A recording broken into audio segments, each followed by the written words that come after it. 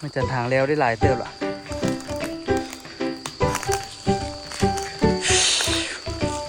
อันนี้ไม่จันเสียไม่จันทางเนาะเอาผ้า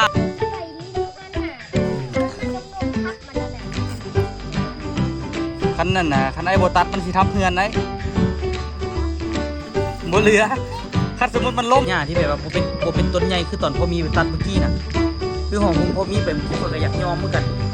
แต่สุดนี้นี่ตัดนี่ผู้เดียวกันแล้วกันจักสาบหัวแห้งไว้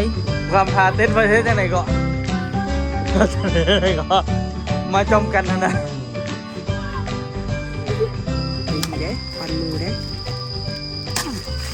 ทุกคนสบายดีตอนเช้าเนาะเช้ามื้อนี้นี่ก็ตัวมาหยอดน้ำกรดทุกคนเนาะก็เป็นผลผลิตที่เฮาเฮ็ดเองทุกคนแต่ว่ามันยังย่อยบ่เช้าไอ้ตัวเลยว่าสิให้มันย่อยอีกนิดนึงก่อนธรรมดามันก็ย่อยเล็กๆน้อยๆแต่ว่าอันนี้มันย่อยตัวมาหยอดไวโพดเนาะไปหยอดกดไวโพดมันเลยแบบว่าหลายต้นก็ยังย่อยบ่เซานะตัวเลยว่าสิโจะก่อนเนาะทุกคนคือฝากนั่นก็ยังย่อยบ่เซาเด้อเห็นบ่มันย่อยก่อนเนาะทุกคนตัวว่าสิมาหยอดแล้วหยอดไปจนมาโอ้ยาแหละมันหลายต้นที่ยังบ่เซาจะเทื่อตัวเลยว่าโจะเลยเนาะทุกคนเนาะเอาปะมันไว้นี่แหละกะไปหาเฮ็ดแนวอื่นก่อนเสียดายก็ไงกำลังหยดเอาใหม่เนาะแต่ว่ากะคันน้ำมาทากะเสียเวลาเอาบ่ได้เฮ็ดหยังนะทุกคน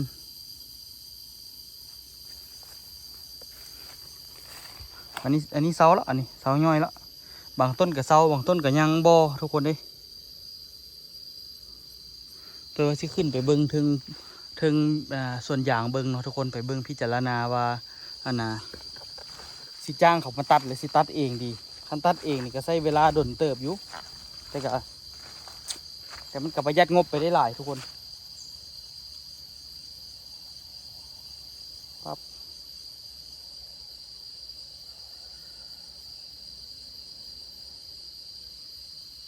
ั๊บง่อยๆอยู่ทุกคนเนาะ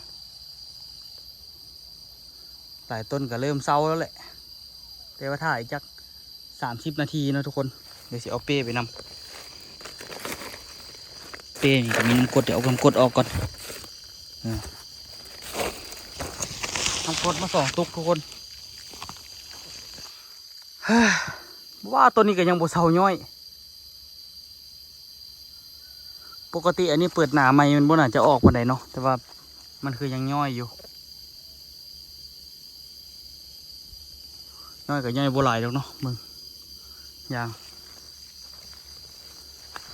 หลายต้นตัวกับเปิดหนาใหม่เนาะอันนี้ไม่จัดมาถางแล้วไว้ได้จักมือแล้วหลายมือแล้วก็แต่โซนนี้ตัวตัดออกแล้วทุกคนเลยเอาจักรตัดหญ้าตัดออกส่วนที่เอามาสุดก่อนนี่อันนี้ก็เป็นส่วนยางของอูแล้วก็ของไอ้นี่เนาะเขาเจ้าปลูกน้ำกันไม่จันมาทางแล้วได้หลายมือเติบละคิดอยู่ว่าตัวสิมานะมาตัดเบาะหรือว่าจังใดไม่จันทางแล้วนี่ก็ตัดง่ายอยู่ดิมันตัดบริยากเลยเนาะทางแล้วล่ะต้นยางก็ใหญ่เติบอยู่ดิแต่ว่าคันมาตัดนี่คันเป็นตัวคนเดียวนี่โอ้อยากบอกว่าโดนสมควรเนาะโอ้ยางใหญ่เลยดิยางประมาณ3 ปีทุกคนปีหน้าถ้ามันเดิมมันสิโด่งขึ้นปีหน้ามันสิใหญ่กว่านี้หลายเนาะไม่จันทางแล้วได้หลายเติบละ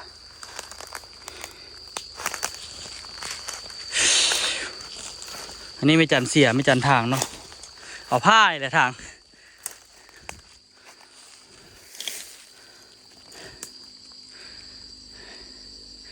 คันตัดเองก็ไวอยู่ดินี่ที่จังไหนวะเนาะเอาไปล้มลงเขาไอ้ดำไอ้ตอนดิมาช่วยกันแล้วก็จ้างเขาเจ้าเลยเขาเจ้าเสียว่าจังไหนเขาเสียเอาเท่าใด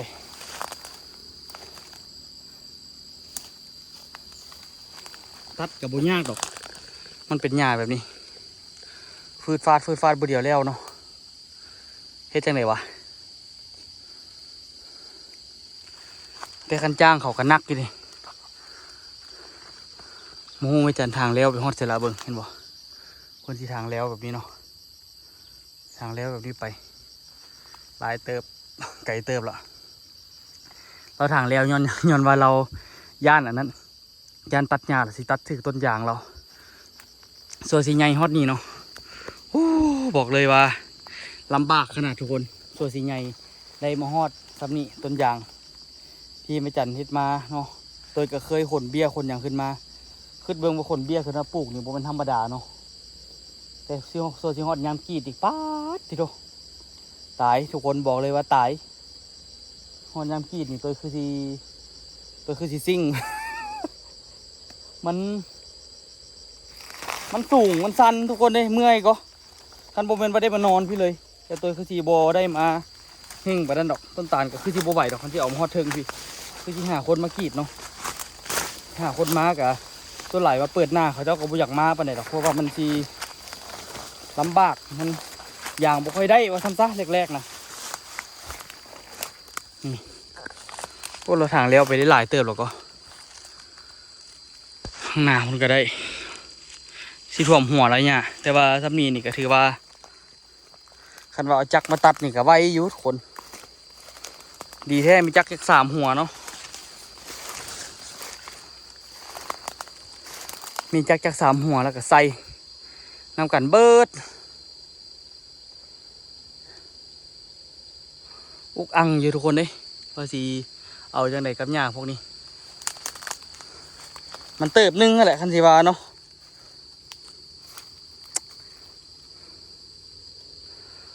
ดูแลว่านี่ก็หลายปีแล้วดิปี1 2 เทื่อทุกคนคิดเบิ่งจ้างเขาเจ้าตัดนี่เทื่อละเกือบ 20,000 บาทคันเทียบตอนนั้นกับประมาณ10,000 กว่าบาทเนาะจ้างเขาเจ้าตัด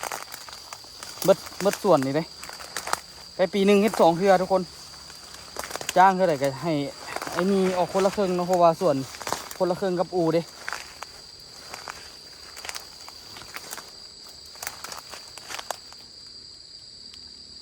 แจมเลยเนาะส่วนที่ใหญ่มาฮอดนี่เนาะต้นยางถือว่าปีนี้ถือว่าใหญ่สมควรตัวก็บ่ได้มาโดนละทางเทิงนี่บ่ได้มาเบิ่งมันเลย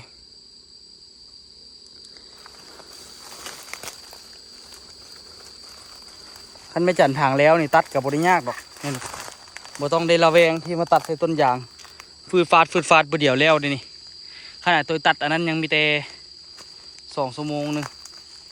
2 ชั่วโมงปลายนึงแต่อันนี้มันก็สั้นอยู่เด้มันสั้นสมควรเนาะสั้นสูสีกับตัวนี้เลยฟางนี่คันซ้ำๆกับฟางนั้นนี่ใครเด้เนาะมันบริสันหิงคือของต้นตาลกรีดยางคันของตัวนี่มันพิลึกเนาะมันเจาะแต่สิปิ้นกับหลังโอ้ขัดต้นซ้ำนี่มดนี่คักแท้อันนี้คือผลผลิตที่เฮ็ดมานะทุกคนถือว่ามาได้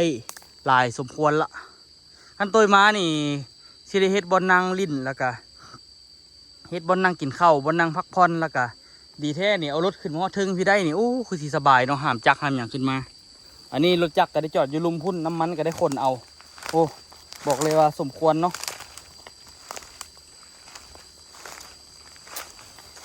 สิไปลมขอไอตอนไอดำคันว่าตัดหอบนี่ที่ให้เพิ่นมาอันนี้คือสิได้จ้างเนาะทุกคนขอว่าตรงๆเนาะขอสิได้จ้างเขาฉีดยาตั้งแต่เฮ็ดปลูกยางมา3-4 ปีนี่บ่ได้ฉีดยาจักเทื่อเนาะทุกคนปีนี้ไม่ใช่เขาเจ้าฉีดละลงทุนใจประเดียวแล้วให้มันกุ้มเอาดนนะทุกคนถ้าเราตัดแล้วเขาฉีดยาเนี่ยมันสิกุ้มดนเนาะมึงเห็นนี่ตัวตัดสุดก่อนตัวตัดขึ้นมาเห็นบ่ตัดขึ้นมาแล้วมันก็จะเกี้ยงเนาะอันนี้ตัวเอาจักตัดขึ้นมาเนาะต้นอันนี้นี่ใหญ่ยากทุกคนเบิ่งตายตลอดเพราะมันมีโฮมยางพวกนี้เนาะโฮมยางของที่บอลตัวกีดนี่มันโฮมหลายแล้วมันก็บ่อยากปานใดแล้วเนาะมันมีโฮมมันบ่ถึกแสงแดดเพราะว่าต้นยางนี่มันต้องการแสงแดดแรกๆบ่เป็นอย่างดอกระยะยาวนี่มันสิบ่ใหญ่เนาะเห็นบ่ขนาดซ้ำนี่ก็ยังบ่อยากใหญ่ล่ะออกมาไกลเติบต้นนี้ใหญ่อยู่เมืองแถวนี้ตายกระเบิดไกลต้นยางใหญ่อันนี้แหละเป็นสิ่งที่เป็นอย่างตัวจึง ตัดไม้ตัดอย่างลงจนว่าเกือบเบิดเนาะทางแขวแคมส่วนอย่างที่ตัวเฮ็ดไม้อะเนาะแต่ตัวนี้นี่คือสิจ้างเขาเจ้ามากรีดทุกคนน่าจะได้จ้างกันนะเขาเจ้ามากรีดแต่ว่าเปิดหน้านี่มันไทยก็บ่อยากมาเนาะน่าจะปะประมาณจัก6 ปีพุ่นแหละทุกคน6 ปี5 7 ปีจึงสิได้กรีดปีนี้หากก็เข้าปีที่3ตัวก็อายุ27 ปีตัว30 ปีนี่แหละอาจจะได้กรีดส่วนนี้โอ้ทุกคนในส่วนสีฮอดยามนั้นเนาะขนาดส่วนอยู่เฮือนนี่ตัวหากว่า30 35 31 32ยังได้กรีดโอ้ผมเป็นธรรมดาเด้อเนาะแต่ว่าคันเอาเฮ็ดแล้วนะมันก็เป็นพืชเศรษฐกิจเนาะกินระยะยาวย้ำใดที่อย่างมันราคาตกเฮากะบ่ต้องกรีดเทื่อปะไว้หั่นแหละเนาะ คันมาขึ้นแล้วก็จึงกรีดไหมแต่คันบ่กรีดก็น่าเสียดายเนาะต้นยางเฮ้ยสู้ๆทุกคนตอนนี้นี่ถ้ามันเซาย่อยแล้วตัวสิหยอดน้ำกรดเนาะเบิ่งอันนี้กันต้นใดก็ยังบ่ทันเซาย่อยหรือบางทีตัวก็สิย่อยหยอดเลยแล้วก็แล้วย่อยกับยามัน เล็กๆน้อยๆเนาะสิย่อยหยอดเลยซะทุกคนมันย่อยไหมมันหักสิแข็งโตดอกคันมันฝนบ่ตกเนาะอันนี้มันย่อยไหมดิเดี๋ยวมันจึงเป็นอันนี้คันมันฝนบ่ตกมันก็สิแข็งโตเองแต่ช่วงนี้น่าจะฝนบ่ตกดอกสิหยอดเลยซะเพราะว่ามันเสียเวลาเนาะถ้ามันย่อยอยู่บ่เซาบัดนี้ บ่เซาจักเทื่อไปเป็นน้ำตัวมาไว้แดเนาะมือนี่ก็ยังบ่ทันเซาด้วยนี่ย่อยหยอดเลยหยอดเราไปทั้งไม้รีต่อติโตมีเด็กน้อยมาส่งใส่คลองโดยนี่2 มื้อแล้วนี่นะเดี๋ยวมื้อนี้สิพาทุกคนไปเบิ่งเนาะว่าเป็นยังไงคลองห้วยน้ำห้วยเห็นบ่มันออกครับพี่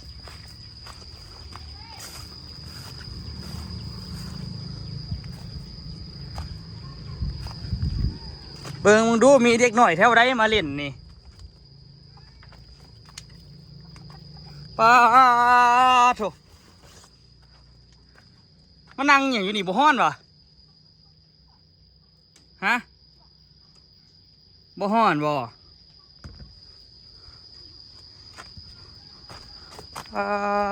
ต้องมาจุ่มมันแช่น้ำอยู่นี่นะเฮ็ดหยังเฮ็ดเฮือนที่เราเบิ่งน้ำก็มีอะไรก็มีครบสูตรแท้บัดนี้นี่มื้อหน้าสิได้เก็บปี้ละบ่ยอก ขนาดตอนนั้นหายังเป็นลิงอยู่หันได โอ้ตอนนั้นบ่ให้กอเด้ตอนนี้มันกอแล้วดิ เจ้าหน้า เก็บปี้คนละ 5,000 ฮะ บ่มาแล้ว มารถบ่ยอกซื่อ บ่เอาเก็บดอก ตอนมังวงเฮ็ดหยัง ฮะ ตอนมังวงเฮ็ดหยัง ใส่ มันจะบอกว่าขนาด ม่วงใส่อยู่ใส่ต้นม่วง เอาตัวมังวงเอาไว้ตอนนั้นอันนั้นน่ะ มากันได ตอนมังนุ่ม เอาดีๆมากหยัง ตอนมังนุ่มน่ะจะตัดให้หยัง โอ้บ่อยากให้เด็กน้อยมากิน เราสิไปลิ้นอยู่หันน่ะต้นไม้กำนมทับมันแล้วน่ะจะบ่มีน้ำให้เฮาลิ้น คันนั่นน่ะคันไอ้บ่ตัดมันสิทับเฮือนได้ บ่ครับ บ่เหลือคันสมมุติมันล่มเด้ ล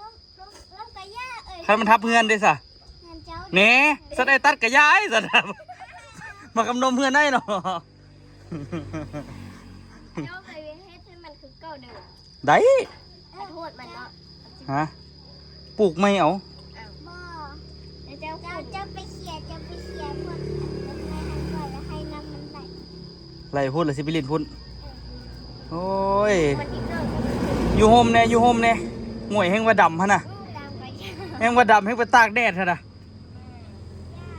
เปิ้นเนี่ยเอาใครก็เปิ้นข่าวนะ แอปเปิ้ลจักดำ เบิ่งไอ้ผู้สาวหน่อยก็ยังผู้ขาวพูดออโต้ก็ให้ละ เป็นหาลูกเจ้าอ้าย พอแล้วสิไปซักเครื่องซักของเธอหน่าซีอันนั้นเด้อเธอหน่าซีเทพื้นนี่ล่ะนะไปเฮ็ดสไลเดอร์ล่ะสไลด์อยู่นี่เลย อย่าเอ็ดเป็นกะโลพร้อม เสียสไลเดอร์ให้หมวยกับแอปเปิ้ลมาสไลด์อยู่นี่เด้ แม่ว่าต้องให้ใส่เลยเด้อ เออ เป็นกะโลอีกเด้อ เฮ็ดกะโลติดกะโลดีๆแล้วให้หมวยมาสไลด์แล้วเก็บปี้คนละ5,000 ว้าวว่าเลยมาพอยากคิดน้อยได้เขาก็ลงมา หยอกกันชิเป็นยังเบาหยอกกันสิเนาะ เงินเอาเท เออ เงินเอาเทดิ เอาแท้ก็ได้เงินใบดีกว่าเนี่ยมีเด็กน้อยมาสมไส้เลยดิบ่ทันได้เฮ็ดอันนี้ซ้ำบ่ทันได้ก่อบอกกออย่างซ้ำโอ้ยยุ่งยากทุกคนเลยมื้อนี้ก็ว่าสิเฮ็ดอยู่แต่ว่าสินอนก่อนเมื่อคืนนี้ตื่นแต่3:30ทุกคน3:30ลุกไปกรีดยางกะว่าสิเอายางหลายๆว่าซั่นดิฟาดแค่เล็ดยางบ่ออกเมื่อคืนนี้ ออกอยู่มันออกหน่อยเด้อบ่ออกซ้ำที่ว่ามื้อวานนี่ซ้ำวันนี้มืออื่นนี่ตัวสิพักนายยางมือฮื้อตัวสิไปกรีดแล้วตัวสิพักแล้วก็กรีดทุกคนตัวสิพักแบบว่ากรีดมือหนึ่งพักมือหนึ่งกรีดมือหนึ่งพักมือหนึ่งเนาะมันก็หลายอย่างหลายอันอยู่ทุกคนหลายปัจจัยเนาะ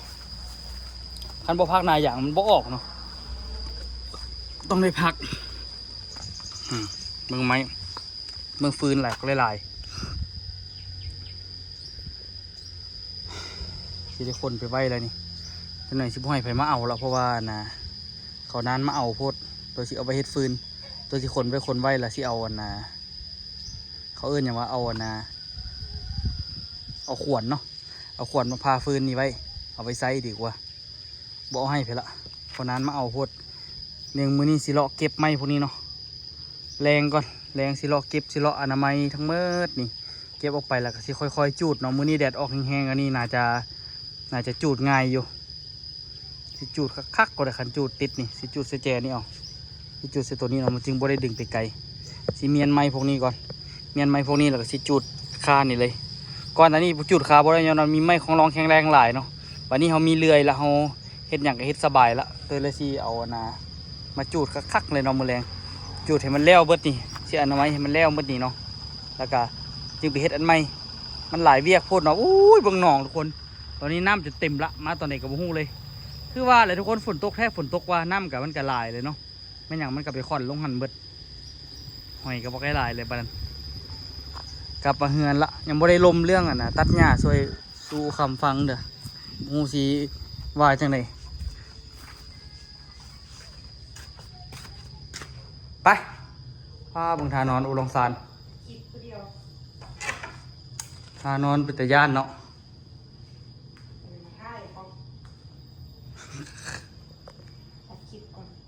ไปบ่อ้วน เขาได้คำจะบุคิดฮอดสุบอ่ะ บ่คิด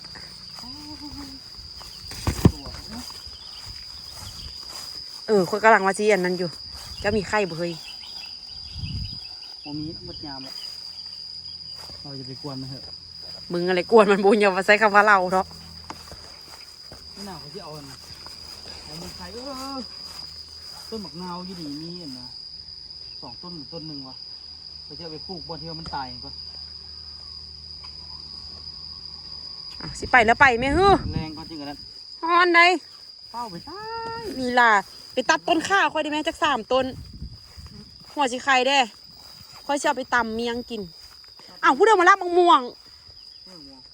อ้าวผู้เดิมคือหลายกว่านี้วะอย่าตัดมันได้ยาเด้ออู้บักฮานี่กูกำลัง เพราะเราบอกค่าสมมติ บักฮาโรเล็กกำลังบอกเอาบุฟ้าตัด สิกินก็กินแล้วไม่เอาเอาไปกินแล้วไม่เอา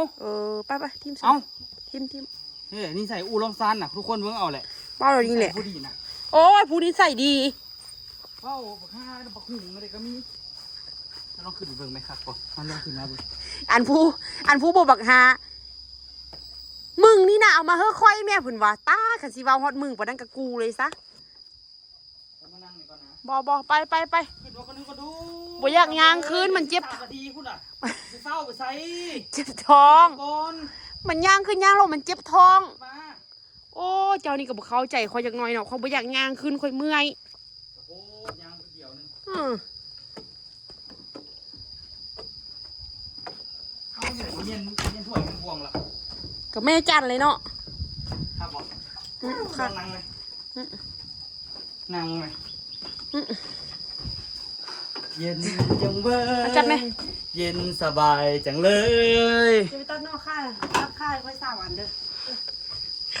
คักเนาะ ตัดค่ายค่อย3 คักบ่เฮ้ยอยู่เพิ่งบรรยากาศคักว่ะ กูบ่เอามากกับมังนาวเหนียวนี่ ไม่อันนั้นนี่มื้อหน้าต้นตันมาย่อสวยก่อนเอาไปเมียน เอาไปไว้เสียวะ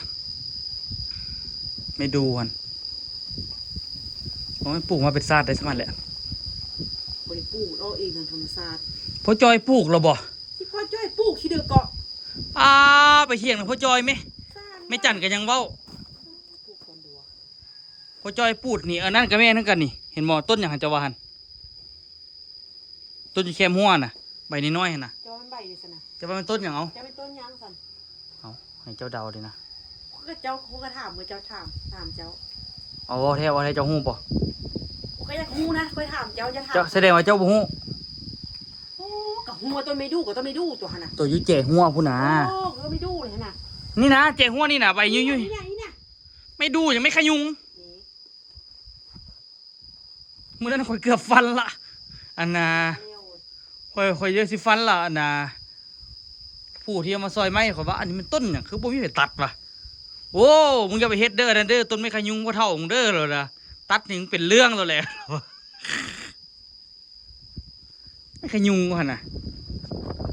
ว้าเย็นดีขนาดเลยสบายไปตามมานั่งจิบสบายเย็นๆจากจอก2จอกเด้ไปสิส่วนต้นตาลมันก่อนแมลงนี่ข่อยว่าสิมาสอยอันต้นมันมากันนี่น่ะมาต้นมะคอมนี่น่ะ สวยนี่ก็สวย แล้วก็ต้นไผ่อันนี้ข่อยสิมาตัดเบิดเลย เมื่อยน่ะ ตัดแล้วค่อยสิ ล้างนี่ค่อยแห้งเมื่อย ว้าเย็นปะนี่ ไปซักเครื่องไปซักของให้เรียบร้อย ไปเบิ่งต้นยางเขาบอกคันข่อยกรีดอยู่นี่เขาเห็นหมดเลยต้นยาง คันว่าข่อยกรีดอยู่นี่ได้180นี่ได้อยู่นี่นะ100 โลได้อยู่พุ่น100 โล200 โลกันได้4 ล้านปลายเด้โอ้ขาเมย โอ้ยเจะกี่ปีแรกเจ้าได้อยู่สั่นงวดละ20 โล กะยามันคันเฮากะปะมันก้อนอย่าง251มันบ่คืออย่างอื่นนะอย่าง251นี่สิได้กรีดไวกว่าอย่างอื่นไปศึกษามาแล้วเราเป็นอย่างที่แบบว่าให้น้ำยางหลาย แต่ว่ามีข้อเสียของอย่าง251แม่นหยังเจ้าว่า ค่อยเว้าเลยซะ ใช้งานสั้น ผมมันสั้นข้อเสียของมันก็คือมันน่ะนะมันทนต่อลมบ่ได้ดนมันมักฮักอย่าง251นะแต่ว่าเดี๋ยวนี้เขาเจ้านิยมมันปลูกอย่าง600อย่าง600นี่เหมาะสมกับการกับแบบนะแบบครั้งพรท้องสวรรค์หั่นนะจุดที่ว่าเป็นเนินภูจุดที่แบบว่าบ่อุ้มน้ำเพราะว่านะมันแบบว่ามันมักมีพวกเชื้อโรคพวกแบคทีเรียคันว่าแบบว่ามันซุ่มซึมตลอดนะคันมันน้ำขังคือพวกโครงนาพวกนี้นะพวกโครงนานี่251นี่ดีกว่าทางลมนี่คันว่าไปปลูกอยู่เทิงพุ่นมันก็ปลูก251ก็ได้ แต่ว่ามันมักฮักดีแท้ก็เอาปลูกบนเพียงๆแบบนี้นี่251นี่พอดีนี่เหมาะสม หัวจำปาไม่มี ซุ่มซึมได้ฮะ หัวจำปาไม่มีขั้ว โอ้ยสู้ไปถามหาเท่าขึ้นมานี่ก็ยังเมื่อยละ ย่าไปนอกจำปา ก็จะก็ยังตำมะฮุ่งมาตำอยู่นี่เด้เจ็บเดียวเย็นๆจิบ เมื่อแรงเขาจะ จับปลาดุกมาปิ้งมานะ คันหมอ พวกท้องสวรรค์นะผมไม่ผมสูงคุณนะโถยางยังเท่เลยเท่กว่าโบเวกสูงๆวันนี้ซะแต่ว่านะแต่ว่า โอ้ย อยากนอนนี่ละอูลองซานนี่ เหนื่อยน่ะ ไปตัดกล้วยซะไปเบาเรื่องตัดหญ้านะเฮ็ดจังไดกับไอ้นี่ล้มกันได้แล้วว่ะ ไม่ลมบ่มีเงิน พอไม่จันกาไม่จันทางเลี้ยวไปแล้วดิคอยว่าไปตัดท่านน่ะคอยกะไว้น่ะคอยสีส่วนเขาไอ้ตอนแล้วก็ไอ้เล่ไอ้ดำนี่คือสิบริส่วนละเพราะว่าเราหยุ่งเวียกหลายส่วนไอ้ตอนส่วนไอ้เล่ล่ะพากันไปเบิ่งไปถามเบิ่งสุเจ้าสิเอาเท่าใดตัวนี้สินะเอาเท่าใดเราไปเฮ็ดน้ำกันก็คิดว่าน่ะเด้อเหมาะ บ่มี ข่อยก็สิไปตัดคือกันตัดน่ะตัดง่ายตอนนี้นะเพราะว่ามันเป็นหญ้าฝรั่งซื่อๆข่อยขึ้นไปเบิ่งแล้วมันเป็นหญ้าที่แบบว่าบ่เป็นต้นใหญ่คือตอนพ่อมีไปตัดเมื่อกี้น่ะคือของคุณพ่อมีไปเมื่อกี้ข่อยก็อยากยอมเหมือนกัน แต่สุดนี้นี่ตัดนี่บ่เดียวกันแล้วคันจัก3หัวแห้งไว้ข่อยไปเบิ่งมื้อเช้านี่แล้วมันก็โอ้คันตัดนี่บ่เดียว หรือว่าข่อยสิไปตัดผู้เดียววะถ้าข่อยไปตัดผู้เดียวนี่เจ้าไปส่งเข้าข่อยได้อยู่วะส่งเข้าส่งน้ำ เฮ็ดบ่ได้ดอกมันเกินนะโคตร เพราะเขาเฮ็ดได้เลยฮะ อย่ามั่นไหลเถอะลดความมั่นลงมาได้เถอะมั่นก้อนเดี๋ยว ยวนี้นะอ๋ออูลำคาญได้ปวดทุกมันโทษเลยเดี๋ยวนี้นะ ไปใส่ก็ดีแล้วไหม ดีอยู่แต่มันเราก่อแล้วเมื่อยไปดิเมื่อยน ไม่อยาก ำเมื่อยเนาะเมื่อยจะยุ่งภาระไป เมื่อนั้นก็ด่าแท้ด่าว่าอันคนตัวสิไปเฮ็ดเวียกอ้ายว่าซั่น ห้านเลยเนาะยามเด็กสิไปเฮ็ดเวียกกูมีเวลานั่งเฝ้าห้านเขาเลย โอ้ยก็เวียกมันหลายเนาะ น้องเมื่อยน่ะซอกติเวียกเฮ็ดน่ะ ถึกดาวเซ็นดาจนว่าเฮ็ดเวียกหลายโพด เวียกหลายตัวเองมันเพิ่มเวียกค่อยอีก เพิ่มเวียกกินเลยเวียกเจ้าก็อยู่นี่อยู่แล้วไปเอากล้วยซะคุณเอาเบิ่งทุกคนเบิ่งกล้วยอ๋อเหลียวต้องก็ดีแล้วแม่ได้ค่อยหั่นน่ะได้คนอื่นไม่หันนอนตาเหลืองตาขาวนอนตาตื่นสวยตายตื่นแดดที่นี่ แล้วคนอื่นเขาก็ไปเฮ็ดคลิปสีเขา ฮะเป็นคลิปอย่างเป็นคลิปสีเข้าเป็นเบิ้งคลิปไผ่นอ เกลือใกล้ ไปเบิ้งคลิปไผ่นอนี่เนาะ เปิดเบิ่งคลิปมัน ฮะ เดี๋ยวปิดกล้องมันสิว่าฟัง เอาปิดก็จะเดี๋ยวลม คลิป3 นาทีเป็นพ่อบ้านที่ดี เดี๋ยว เหลือนั้นแล้วมันมีแต่คลิปกินเบียร์ เดี๋ยวปิดหลังกล้องก็ได้ทุกคนเลยเพราะว่าน่าสนใจเรื่องราวนี่ละ ตลก เป็นอย่าง แม่จะได้ไหม เล่นประเทศจังไหนก็ ก็มาจมกันเถอะนะ สมมติว่าที่เวทีเนาะสมมติวันพอดีเพิ่นก็สิยืนประมาณนี้ มาจบกัน จ้าสิกายก็เป็นอย่างนั้นเนาะโอ้ย พอเลยว่าอะไร โอ้ลืมปิดอันนี้ เกือบไก่บัดเดียวแล้วก็ได้เป็นหัวหน้าครอบครัวอีกเมื่อที่นำเด็กเกิด พอจะเอาตู้เย็นนอนขึ้นมาไว้เทิงนี่คืนตู้เย็นไม่จันฮะ พันบริไซประมาณนี้ แล้วเอามาไพ่แล้วก็สิเอาอย่างปกไว้แล้วก็มาจอมกัน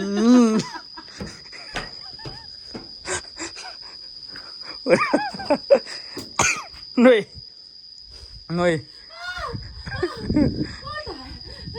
เวอร์วันนั้นคำเอ้ย ไม่ใช่หัวแต่ว่า มาจอมกันท่านนะ ไม่หัวแต่ว่าไอ้เกลือใกล้น้อยเดียวก็ทำหน้าที่หัวหน้าครอบครัวส่วนตัวเป็นหัวหน้าหมู่บ้าน โอ้ยเดี๋ยวคือจะเป็นหัวหน้าหมู่บ้านแล้วเอาคันห่มแน่ มาจ้อมกัน ให้ใช่ได้ดิ ว่าจะหัว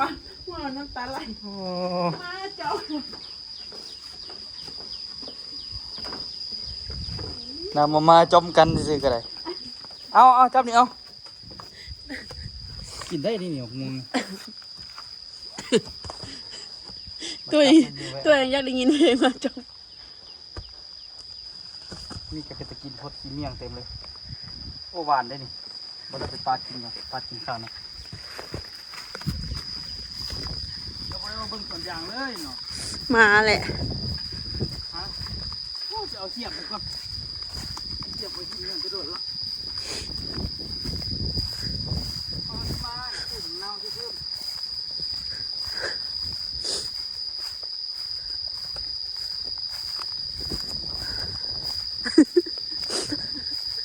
ต้นเน่าต้นน้ำตาลเขาจะมาปลูกคืนขาย2-3 ต้นนี่แหละจะเอาเสียบไปจะเอาที่ปลูก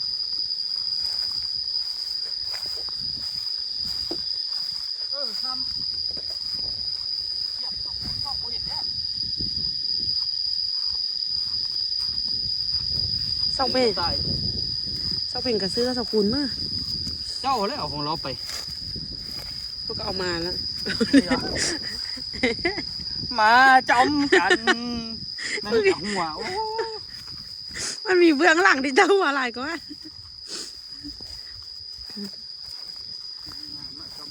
มันเป็นหัวหน้าครอบครัวที่ดีเป็นพ่อบ้านที่ดีเกือบใกล้ด้วยเดียวนึง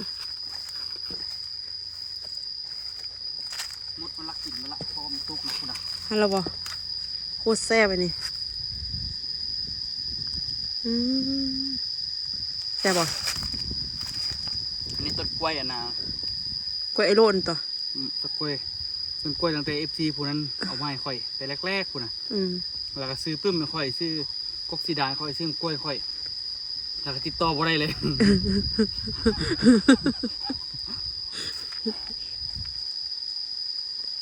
มาจอมกัน ต้นนี้ต้องได้ฟันเลยบ่ เออ มันกล้วยลงก่อนเนาะ เฮ้ยดีเด้ฟันมือเด้โอ้หักอีหลี คือจังไหนวะ ตัวตัดอันนอกค่ายค่อย3-4นอไหม ยอมไม่ขายไปก่อนได้บ่ บอสตัวตัดนอกค่ายค่อย3-4นอก่อนไหม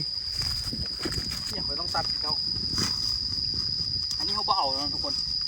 ก็ย่ามันละบ่ตัวเฮ้ยมันเป็นนอขึ้นกินมันนั่นก่อนบอกมันขึ้นมาอีกก็จังค่อยอันนั้น จะเบิ่งมีดข่อยก่อนนี่ ระวังเด้อมันทับต้นยางจะเด้อลีลาหลายเด้อเฮ้อ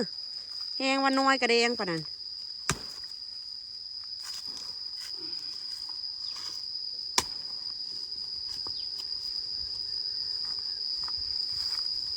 มาจอมกัน โอ้ตัวติดใจเพลงมาจอมกันเอาตัวมักนาวขึ้นปะนี่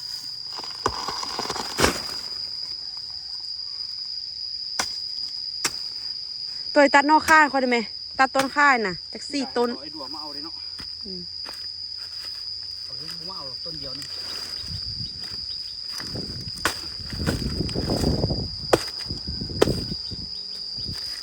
ตัดต้นข้างน่ะค่อยซีดอ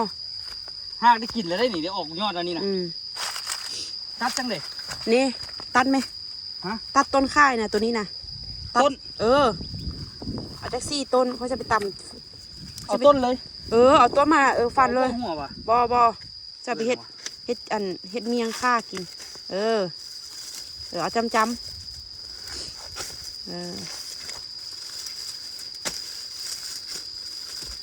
เดี๋ยวใกล้ก็ไปสีข้าวได้เป็นหัวหน้าครอบครัวใช่ไหม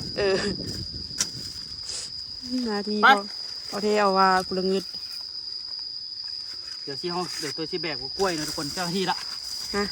46อ่ะ อ่ะทุกคนเป็นไงไว้เจอกันคลิปหน้านะทุกคนเลยแล้วภารกิจเดี๋ยวเอากล้วยไปให้แม่จันก่อนแม่จันว่าแล้วเดี๋ยวกระยาให้ไปเอากล้วยก่อน มันสุก น เอง อ อ่ะ นเสียอย่างกระยาต้องไปเอากล้วย อืม ไปทุกคนบ๊ายบายทุกคนสบายดีเด้อ มา เมื่อ จอม หน้าเขาจะ กัน เลยเขามาตัดต้นไผ่ลงอ่ะ โอเค